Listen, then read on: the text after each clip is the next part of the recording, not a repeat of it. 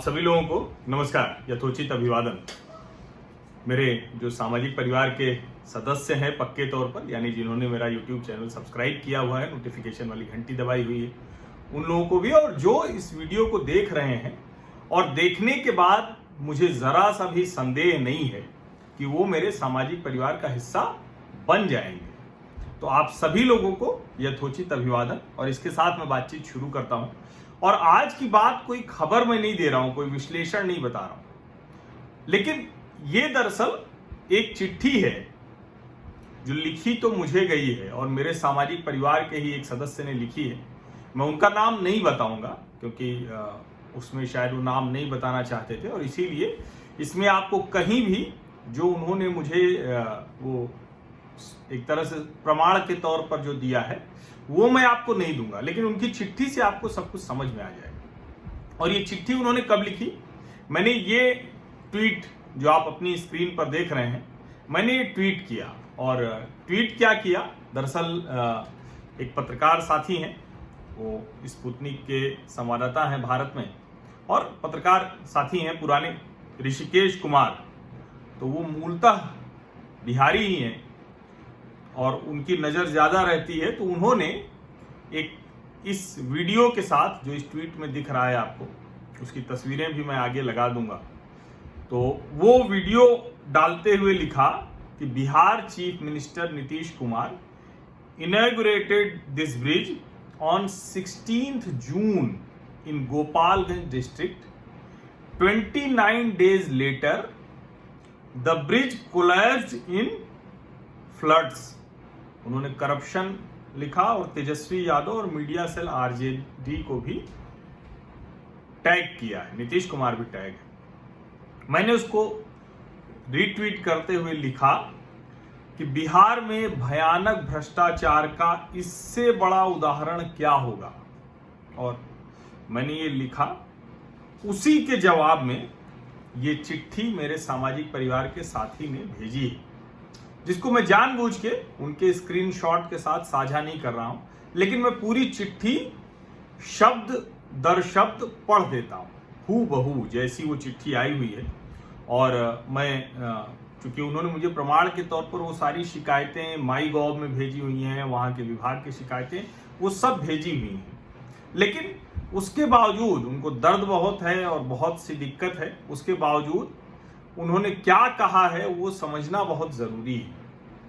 ये चिट्ठी मैं पढ़ दूं, फिर मैं आपको छोटा सा अपना विश्लेषण और पार्टियों के, राजनीतिक दलों के लोगों में खत्म होते भरोसे और नकारेपन पर थोड़ी दो पंक्तियां जरूर कहूंगा। और मैं फिर से कह दूं कि ये चिट्ठी दरअसल मुझे लिखी जरूर गई है जानकारी के तौर पर, लेकिन ये चिट्ठी देश के प्रधानमंत्री नरेंद्र मोदी जी को है, ये चिट्ठी देश के सभी राजनीतिक दलों को है, ये चिट्ठी बिहार के मुख्यमंत्री नीतीश कुमार को है, ये चिट्ठी बिहार के पूर्व मुख्यमंत्री लालू प्रसाद यादव को है, अभी तेजस्वी यादव जी जो कह रहे हैं कि माफी हम मांग रहे हैं जो पहले जो भी गड़बड़ हुई, उन सब लोगों को ये चिट्ठी है। वो लिखते हैं, नमस्कार श्रीमान, बिहार में हर डिपार्टमेंट में भ्रष्टाचार इतना बड़ा है जो आप सोच भी नहीं सकते। इन्होंने लालू यादव को कब का पीछे छोड़ दिया, नीतीश कुमार के बारे में लिख रहे हैं, और ये बात आपको माननी पड़ेगी। क्यों, वो नीचे आपको पता चल जाएगा। इन्होंने लालू यादव को कब का पीछे छोड़ दिया। किसी भी डिपार्टमेंट में जाइए, ऑफिसर डायरेक्ट पैसा मांगते हैं और खुलेआम मांगते हैं जैसे उनका अधिकार है। आपको एक कहानी सुना रहा हूं मैं नौबतपुर प्रखंड का रहने वाला हूं।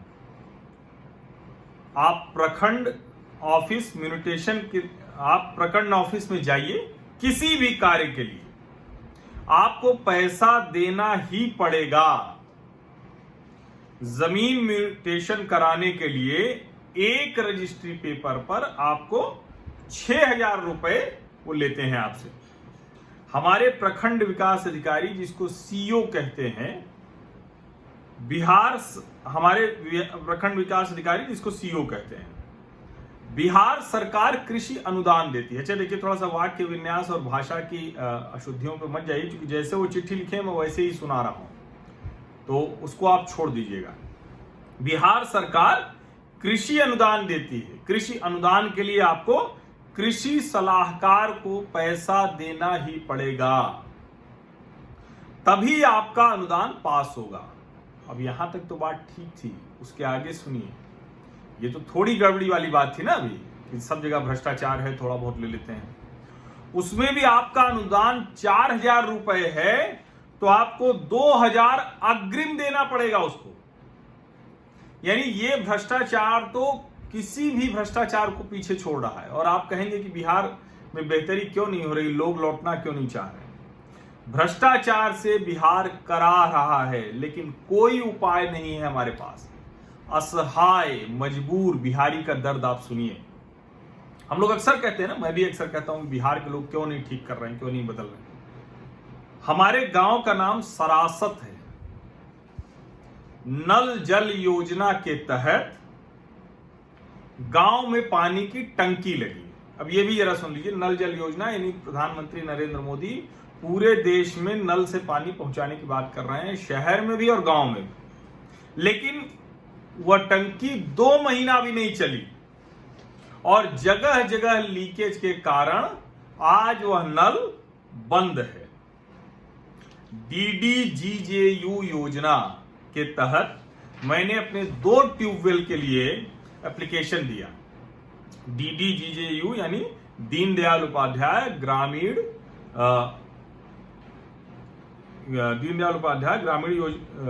ये योजना, ये थोड़ा सा नाम मैं भूल रहा हूं, लेकिन ये उसी तरह उसके लिए ही है। मुझे कनेक्शन के लिए 20,000 रुपया का डिमांड है। यानी एक कनेक्शन आपको लगवाना है, जो सरकारी योजना है जिसको होना ही होना है, उसमें 20,000 रुपया का डिमांड है। डीडी उसके शायद कुछ उन्होंने लिख दिया, उसकी शिकायत उन्होंने की।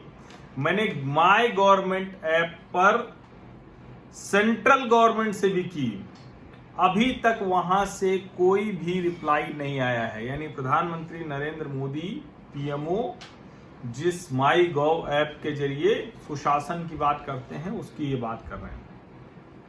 आपके विश्वास के लिए मैं वह अटैच कर देता हूं, उसका स्क्रीनशॉट जो मैंने कंप्लेन किया।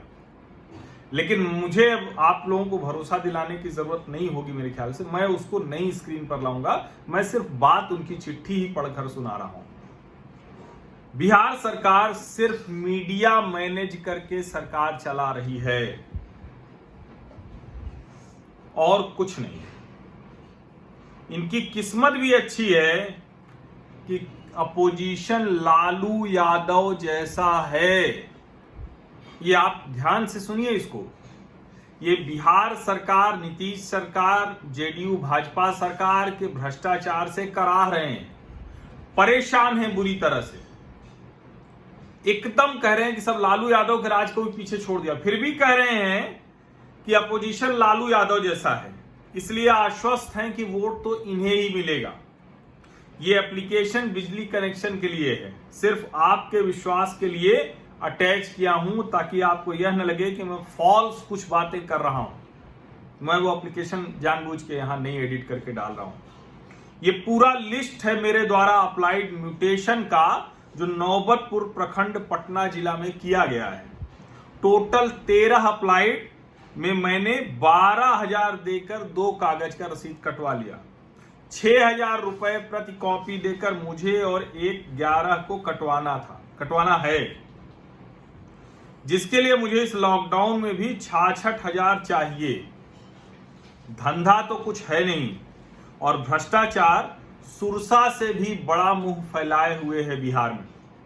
और फिर हमें वोट भी इसी नीतीश कुमार को देना होगा, क्योंकि दूसरी साइड लालू यादव है, यह भूलना नहीं है। और आगे आखिरी लाइन जो उन्होंने लिखी है वो भी मैं पढ़ देता हूं, और इसके बाद मैं अपनी छोटी सी टिप्पणी करके ये बात यहीं खत्म करूंगा। लेकिन बिहार के चुनाव होने जा रहे हैं और आपको इस चिट्ठी को जरूर सुनना चाहिए। हर बिहारी को ये चिट्ठी जरूर सुननी चाहिए। आखिरी लाइन में उन्होंने लिखा है कि ट्विटर पर आपको यह सब इसलिए नहीं लिखा, क्योंकि मैंने बताया ना कि पहला जो मेरा ट्वीट था वही देख के इन्होंने मुझे ये व्हाट्सएप किया। ट्विटर पर आपको यह सब इसलिए नहीं लिखा क्योंकि पता ना कल पुलिस मेरे द्वार पर आ जाए, फिर किसी देशद्रोह के केस में मैं अंदर चला जाऊं। अब जब ये मैं पढ़ा मैंने उनकी चिट्ठी, तो मुझे लगा क्या करना चाहिए। अच्छा, इसमें कोई मेरा वश नहीं है, मैं न तो कोई सरकार बदल सकता हूं, न मैं कोई आंदोलन चला सकता हूं, न मैं कोई किसी को दोषी ठहरा सकता हूं, न मैं किसी को ठीक रास्ते पर ला सकता हूं। मैं राजनेताओं की बात कर रहा हूं, लेकिन मैं एक काम कर सकता हूं, ये मुझे पक्के तौर पर पता है, और वो काम ये है कि ये जो मेरा सामाजिक परिवार है, इसके जरिए एक मैं पॉजिटिव नैरेटिव खड़ा कर सकता हूं। इसके जरिए बिहार में हो रहे भ्रष्टाचार की, और मैं ये नहीं कह रहा हूं, देश का कोई राज्य नहीं है जहां भ्रष्टाचार नहीं हो रहा हो, कहीं कम होगा कहीं ज्यादा होगा, लेकिन हो सब जगह रहा है। लेकिन इस तरह का भ्रष्टाचार, और जो 29 दिन पुल नहीं चल पाया जिसका मुख्यमंत्री खुद उद्घाटन करते हैं, तो इसका मतलब कि पूरे राज्य में अगर मैं कहूं कि बिहार में भ्रष्टाचार है क्योंकि नीतीश सरकार है, तो ये गलत नहीं होगा। और हर बिहारी दर्द से करा रहा है, असहाय है, मजबूर है। दो क्षेत्रीय दलों ने और उनके पिछलग्गू बने दोनों राष्ट्रीय दलों ने बिहार के लोगों की अस्मिता की, उनकी जो कहीं की उनके सम्मान की चिंता नहीं की। किस कदर नहीं की उसका अनुमान आपको दिख रहा है, वो आपको सामने जो है वो नजर आ रहा है। और यही वजह है कि बिहारी एकदम से मजबूर सा हो जाता है, असहाय हो जाता है। लोग लौटना नहीं चाह रहे हैं, इतने कष्ट में, इतनी मुश्किल में लौटे, लेकिन फिर से उनको वहीं जाना है जहां उनको काम मिल रहा है। सिर्फ काम भर का मसला नहीं है, बिहार में जीवन जीना ही बहुत कठिन है, बहुत कठिन है। और इसीलिए नीतीश कुमार को बड़ी उम्मीद से वहां के लोग आए थे भारतीय जनता पार्टी के साथ। लेकिन आप सोचिए कि दोनों राष्ट्रीय पार्टियां, कांग्रेस के बारे में तो खैर अभी क्या ही कहें, राष्ट्रीय स्तर पर आप बुरा हाल देख रहे हैं, लेकिन भारतीय जनता पार्टी को सोचिए, जिसके नेता नरेंद्र मोदी की चहुओर एकदम ख्याति है, छवि है, शानदार तरीके से वो काम कर रहे हैं, सब उनके नाम पर वोट दे देते हैं, उन पर भरोसा लोगों को बहुत है। और उनको तो बहुत भरोसा है जो सबसे कमजोर लोग हैं, गरीब लोग हैं, प्रवासी मजदूर हैं। उसके बावजूद बिहार के लोगों को एक सुशासन नहीं मिल पा रहा है। और ये सब गवर्नेंस का वर्स्ट गवर्नेंस जिसको कहते हैं, वो बिहार में तब देखने को मिल रहा है जब एक व्यक्ति ने, नीतीश कुमार ने, खुद को सुशासन बाबू के तौर पर प्रतिष्ठित करा लिया। ये चिट्ठी सिर्फ इतना भर नहीं है कि एक कोई व्यक्ति नाराज हो गया, एक कोई व्यक्ति मेरा लिखा ट्वीट दिखता है और उसको लगता है कि अरे ये तो कुछ बात मेरी कर रहे हैं। ये चिट्ठी पूरे राजनीतिक तंत्र के षड्यंत्र का, पूरे राजनीतिक चेतना के विलुप्त हो जाने का, पूरे बिहारी समाज की अस्मिता को खत्म कर देने का, उसका यह प्रमाण है। मुझे लिखी गई ये चिट्ठी मुझे नहीं लिखी गई है, मुझे लिखी गई ये चिट्ठी देश के प्रधानमंत्री को है, राज्य के मुख्यमंत्री को है, सभी राजनीतिक दलों को है कि देखिए आपने हमारा क्या हाल बना दिया है लोकतंत्र में, हमारे पास विकल्प तक नहीं। और लालू प्रसाद यादव के लिए सोचिए कि कई लोग उनको सामाजिक न्याय का मसीहा बहुत सी चीजें कहते हैं, लेकिन आप सोचिए कि आपने इतना अपने राज्य में गड़बड़ किया है कि बिहार सरकार में भ्रष्टाचार की इंतहा होने के बावजूद लोग आपकी पार्टी को वोट देने का साहस नहीं कर पा रहे हैं। और राष्ट्रीय पार्टियां वो क्षेत्रीय पार्टियों की पिछलग्गू बनी हुई है। फिर खुद को बिहार में वो राष्ट्रीय पार्टी कहती क्यों है? फिर वो भारतीय जनता पार्टी हो या कांग्रेस।